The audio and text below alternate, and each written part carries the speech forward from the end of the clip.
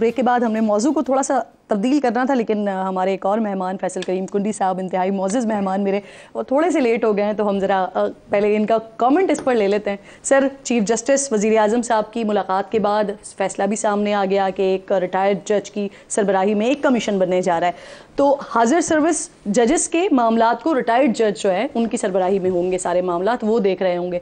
Pakistan peoples party इससे मुतमईन है क्योंकि तनकीद भी बहुत ज़्यादा हो रही है, और सबसे इम्पॉर्टेंट ये कि नतीजा क्या देख रहे हैं आप?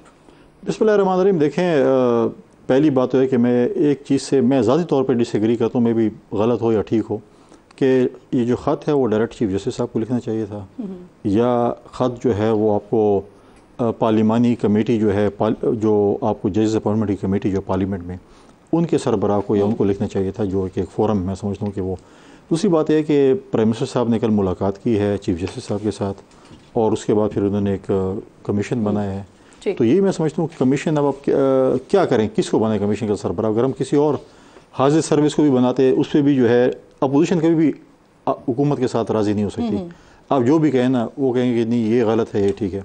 तो ये एक मैं समझता हूँ कि एक वो है कि रिटायर्ड जजेस का तो कम से कम ये है कि वो किसी अगर कोई हाजिर सर्विस ऑफिसर हो, बोलेंगे जी अपनी प्रमोशन के लिए, अपनी अच्छी पोस्टिंग के लिए, या अपने कुछ और वजूहत की वजह से मराद के लिए काम कर रहे हैं। अब देखिए ऑप्शन ही है आपके पास, और मैं समझता हूँ कि जो कमीशन बना है वो जल्द अज जल्द इसकी इंक्वायरी करेगा, और उसके बाद जो है जो भी रिजल्ट मुतमईन है, यानी पाकिस्तान पीपल्स पार्टी इस फैसले से मैं समझता हूँ कि इससे अलावा कोई हल ही नहीं। क्या करते हो? सही, बिल्कुल ठीक। बिलाल साहब, सर, मुश्तरका मफादात काउंसिल में पहली मरतबा वज़ीर ख़ारजा साहब को शामिल किया गया है। वज़ीर ख़जाना काउंसिल का हिस्सा नहीं है।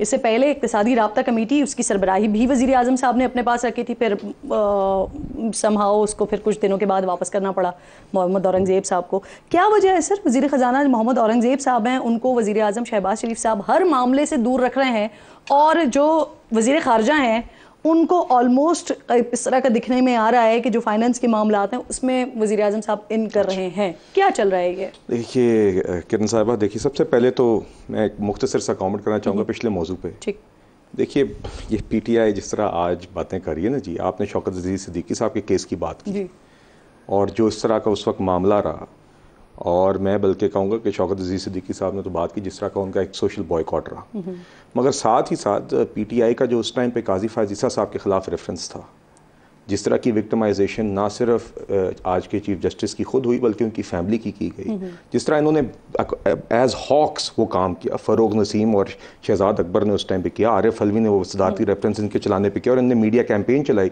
और सोशल मीडिया कैंपेन चलाई।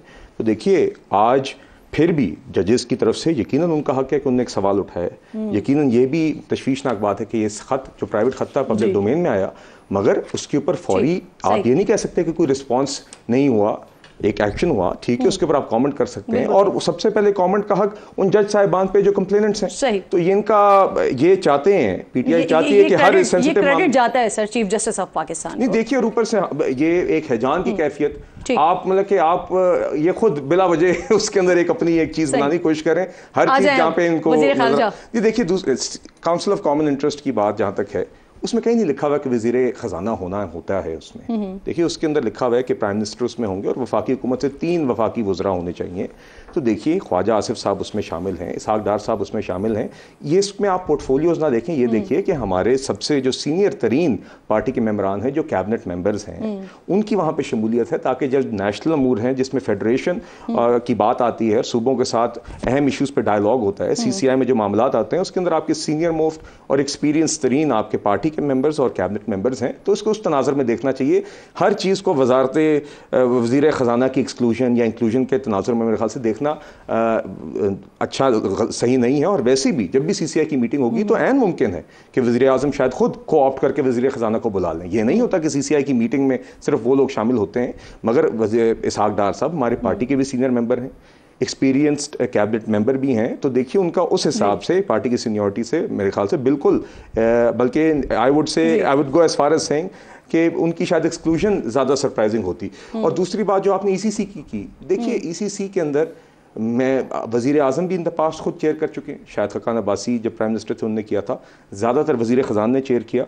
मेरा बतौर पार्टी वर्कर और एक पार्टी की मुआशी टीम का हिस्सा होते हुए और as someone who has participated in the ECC ख्याल है कि अगर वज़ीर आज़म इसके लिए टाइम निकाल सके तो ईसीसी वो चेयर करें तो बहुत अच्छी बात है, क्योंकि वो एक आपकी हुकूमत का, वफाकी हुकूमत के मुआशी फैसलों का एक इंजन है, जहाँ पे आम मुआशी मामला, चाहे वो दवाइयों की कीमतें हों, चाहे वो गंदम की एक्सपोर्ट की का तयन करना हो, चाहे वो आपके गैस का कोई ब्लॉक है उसको आपने हुकूमत ने अवॉर्ड करना है, उसकी टर्म्स देखनी है, ये सारे मामला ईसीसी में आते हैं, मगर काफ़ी टाइम कंज्यूमिंग। सर बिलावल साहब कह रहे थे कि कोई भी हो वज़ीर ख़जाना, लेकिन इसहाक डार साहब ना हूँ, और अभी इसहाक डार साहब नहीं है, लेकिन जो कमेटीज़ हैं फाइनेंस के हवाले से, उसमें जो वज़ीर ख़जाना है वो हेड नहीं कर रहे हैं, देखिए ईसीसी कर रहे हैं, उन्हीं को ही। नहीं देखिए ईसीसी कर रहे हैं, वो तो सर वज़ीर आज़म ने अपने पास रखा था ना, फिर कुछ दिनों के बाद उनको वापस करना पड़ा। नहीं करना पड़ा क्या मतलब, वज़ीर आज़म ने खुद, देखिए this is purely a question of division of work.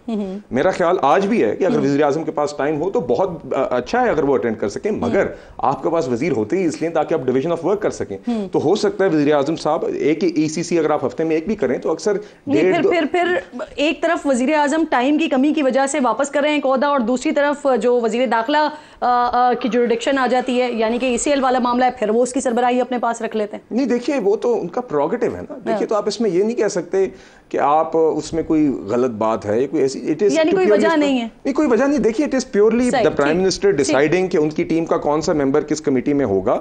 अगर आप कैबिनेट कमीटीज भी देखें तो उन्हें डिस्ट्रीब्यूट किए अपने कैबिनेट मेंबर्स के अंदर, किसी एक शख्स को इस तरह उन्होंने नहीं किया, डिवीजन ऑफ वर्क। सर आप लोग तो इस वक्त प्योरली इत्तेहादी चल रहे हैं, तो फिर आपको भी यही लग रहा होगा कोई वजह नहीं है, जो हो रहा है बेहतर हो रहा है। नहीं, आपने पहले जो कमेंट दिए बिलावल साहब के मुतालिक, एज सच हमने कोई मीटिंग्स में इसमें ये बात नहीं की थी, इंटरव्यू में, टीवी इंटरव्यू में। नहीं हमने देखिए हम इलेक्शन मुहिम में जब हम थे, हमने पीएमएल के खिलाफ एक कंपेन की, इन्होंने भी किया क्योंकि हमारा मुकाबला इनके साथ था। और इलेक्शन के बाद जब हम एक इत्तेहादी बने, क्योंकि वज़ीर आज़म जब टीम के जब कैप्टन हैं उनकी अपनी मर्जी है कि वो कौन से खिलाड़ी को, यानी कि अगर अभी वज़ीर ख़जाना होते इसहाक डार साहब तो बिलावल साहब को, पाकिस्तान पीपल्स पार्टी को इस पर कोई एतराज़ नहीं होता, क्योंकि वो इलेक्शन कैंपेन के जुमले थे। हमें कोई एतराज़ नहीं था, क्योंकि अभी भी वज़ीर ख़ारिजा तो बने हुए हैं ना, मिनिस्टर भी हैं। जहाँ तक चीज़ें मैं समझता हूँ कि मेरा ज़ाती ख्याल है, मैं भी हम कि इंटीरियर में जो ECL की कमेटी, उसमें इंटीरियर मिनिस्टर का होना क्योंकि बहुत ज़रूरी, क्योंकि उसकी कंसर्न मिनिस्ट्री है। ठीक, क्योंकि आप अगर उसमें जो भी फैसले करेंगे फिर उसको आप कन्वे करेंगे, तो उनका डायरेक्ट होना मैं समझता हूँ कि उसमें उनका होना ज़रूरी था, और शायद फ्यूचर में उसको ऐड भी कर दें। सही, क्योंकि ये उनके कंसर्न मिनिस्ट्री के मुतालिक है। देखिए आप अगर किसी मिनिस्ट्री के मुतालिक एक चीज़ बना रहे हो, उसका कंसर्न मिनिस्टर या सेक्रेटरी उसके अंदर मौजूद नहीं है, तो एक क्वेश्चन उठते हैं कि ये क्यों नहीं है। तो मैं समझता हूँ कि मिसअंडरस्टैंडिंग है, शायद डाल दें 1-2 दिन में। सही। अच्छा वलीद इकबाल साहब, सर 30 तारीख के हवाले से भी पिछले हफ्ते मेरे साथ शेर अफजल मरवत साहब मौजूद थे, तो वो कह रहे थे कि हमें इजाज़त मिलती है या नहीं मिलती, हम 30 मार्च को अपना जो एहतजाज है या हम जो अपना जलसा रैली वगैरह है वो करने जा रहे हैं। इसके अलावा भी बाकी लोग भी आप लोगों की तरफ से कन्फ्रंटेशन की बात करें, मज़ामत की बात करें, एक बार फिर आप लोग मुफाहमत को छोड़ के मज़ामत की तरफ जा रहे हैं। नहीं समझते आप कि एक बार फिर गलत ट्रैक लेने जा रहे हैं? पहले तो अपनी मज़ाहमत का इजहार मैं मुकम्मल कर लूँ, ये जो अदलिया का मामला है इसके ऊपर, और हम चीफ जस्टिस ऑफ पाकिस्तान से इसलिए मायूस हैं और इसलिए हम समझते हैं कि उन्होंने हथियार डाल दिए हैं इस मामले के अंदर, क्योंकि बतौर एक इदारे के, बतौर एक इंस्टीट्यूशन के उन्होंने इसका अपने इदारे का तहफ़्फ़ुज़ नहीं किया। उन्होंने हैंड ओवर कर दिया है कि जी एग्जीक्यूटिव ही एक कमीशन बनाए जो एग्जीक्यूटिव ही के करतूतों को जो है असेस करे और उनके ऊपर एहतसाब करे, और वो भी एक रिटायर्ड जज के हाथों। आपको पता है कि 1996 में एक केस हुआ था जो एयर मार्शल असगर खान का था, और वो था सियासी मामलों में मुदाखलत का केस, और वो 2012 में, और वो सुप्रीम कोर्ट का बेंच उसको सुन रहा था। और आप इमेजिन करें कि सुप्रीम कोर्ट के बेंच ने उसको 16 साल 2012 में जाके उसका फैसला आया, 16 साल सुप्रीम कोर्ट के बेंच को लगे, जहां केस है मुदाखलत का अदलिया के मामलात के अंदर, और वो एक रिटायर्ड जज को हैंड ओवर कर रहे हैं। मतलब और रिटायर्ड जज तलब करेंगे सिटिंग जजेस को और उनसे पूछेंगे, उनसे शहादतें मांगेंगे। मतलब ये बिल्कुल एक गैर मुअस्सर तरीका है और बड़ा ही मायूस कुन तरीका है। और ये मैंने कहा है ना कि वो जो हमारी पार्टी का मौक़िफ़ ये अपने इदारे का तहफ़्फ़ुज़। फैसल साहब पूछ रहे हैं अगर आपकी कोई तजवीज़ है तो वो बता दें, क्योंकि फैसल साहब का कमेंट ये है कि अगर हम किसी हाज़िर सर्विस जज के साथ अगर कोई कमीशन बना देते तो उस पर भी आपको एतराज़ होता, तो तजवीज़ क्या है? जी नहीं, हमारी तजवीज़ ये है, नंबर 1 कि जो फुल कोर्ट की मीटिंग हुई है उसके मिनट्स जो हैं वो रिलीज़ किए जाएँ, क्योंकि हमारे आइन के आर्टिकल 19A के तहत मुफाद आमा के तमाम मामलात, पब्लिक इंपॉर्टेंस के तमाम मामलात जो हैं, पब्लिक का हक है कि उनको पता लगे कि आला तरीन अदालत उस्मा के जजेस ने इसके बारे में क्या डिस्कशन की। मिनट्स रिलीज करने की दरख्वास्त देंगे, 120% देंगे, जी जी बिल्कुल देंगे। दूसरी बात यह है, हम समझते हैं कि इसके ऊपर जुडिशियल कमीशन, सुप्रीम कोर्ट खुद कमीशन बनाए या आर्टिकल 184(3) के तहत इस मामले को टेकअप करे, जिस तरह एयर मार्शल असगर खान का केस जो है वो टेकअप हुआ था, और वो ओपन कोर्ट में टेकअप करे और उसकी जो है वो लाइव स्ट्रीमिंग हो, क्योंकि चीफ जस्टिस इतने ज्यादा लाइव स्ट्रीमिंग को कर रहे हैं। जो असल मामला आया है उनके अपने इदारे के बारे में,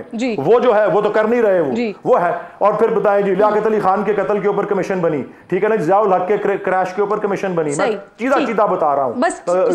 उसामा बिन लादेन वाले एबटाबाद वाकये पे कमीशन बनी, कोई कुछ भी नहीं हुआ। हाँ जी, ये वजीर खजाना मैं समझता हूं, मेरे दोस्त हैं, मेरे नहीं सर, मैं आपसे पूछ रही हूँ आप लोग क्या कर रहे हैं? आप लोग एक बार फिर जो है वो मज़ाहमत की तरफ बढ़ रहे हैं आगे, गलत ट्रैक तो नहीं ले रहे आप?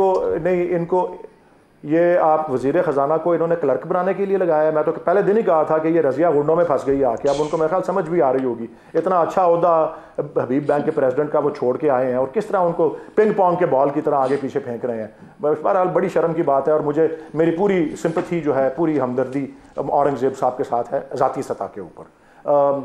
हमारी मुज़ाहमत तो आपको पता है, मुज़ाहमत का एक वजह, अब हमारी मुज़ाहमत की बुनियादी वजह तो आपको पता है कि जो खुली वारदात हुई है 8 फरवरी की शाम में, और जो उसके बाद मुसलसल चलती आ रही है, और जिस तरह से डाका डाला गया आवाम के मैंडेट के ऊपर, जिसके ऊपर पाकिस्तान के अंदर नहीं दुनिया भर के अंदर जो है आवाज़ें बुलंद हो रही हैं, तो हम उस पर तो मुज़ाहमत के सिवाय और कोई चॉइस ही नहीं है। आप लोगों की ये पॉलिसी तय हो गई है नहीं कि अब मुफाहमत नहीं होगी, अब मज़ाहमत के साथ बढ़ेंगे आगे? उस इशू के ऊपर मुफाहमत उसी सूरत में हो सकती है जबकि इलेक्शन का ऑडिट हो, जो कि हमने कहा है जिस तरह से हो, और वो भी आज़ादाना तहकीकात हो, यानी कि फुल इन्वेस्टिगेशन। ये यूएस कांग्रेस ने भी अल्फाज इस्तेमाल किए ना, full investigation, transparent investigation, credible investigation, वो हो। हम मुफाहमत के लिए तैयार हैं। हमने तो कहा है, हमारे 3 मुतालबात आपको नहीं पता, मैं 10वीं बार दोहरा रहा हूं कि जी ऑडिट करें इलेक्शन का, और हमने 10 हल्के सिर्फ कहे हैं, सिर्फ देग के 4 दानों की तरह, चावल के 4 दानों। फिर हमने कहा है कि पॉलिटिकल प्रिजनर्स को रिलीज करें, हमने कहा है कि पुरअमन जो मुजाहिरे हैं उनके ऊपर क्रैकडाउन ना करें। अगर ये बातें मानी जाती हैं, हम क्यों नहीं मुफाहमत करेंगे? नहीं तो मुज़ाहमत है, और ये मुज़ाहमत का एक और, मुज़ाहमत की एक और वजह दे दी गई है ना, मुज़ाहमत का एक और, ये जो अदलिया पे हमला है, उसके ऊपर मुफाहमत होगी। सर मुझे क्विकली आगे बढ़ना है, पर क्लोजिंग का टाइम हो जाएगा और फिर हम बाकी बातें नहीं कर सकेंगे। फैसल साहब जी, ठीक सर, आपका कमेंट आ गया। हर फोरम पे होगी, कोर्ट में होगी, पार्लियामेंट के अंदर होगी, सड़कों पे होगी, हर फोरम पे होगी, और कानून के और आइन के मुताबिक होगी, और मुज़ाहमत होगी जब तक मुफाहमत की कोई रीजन नहीं दी जाती।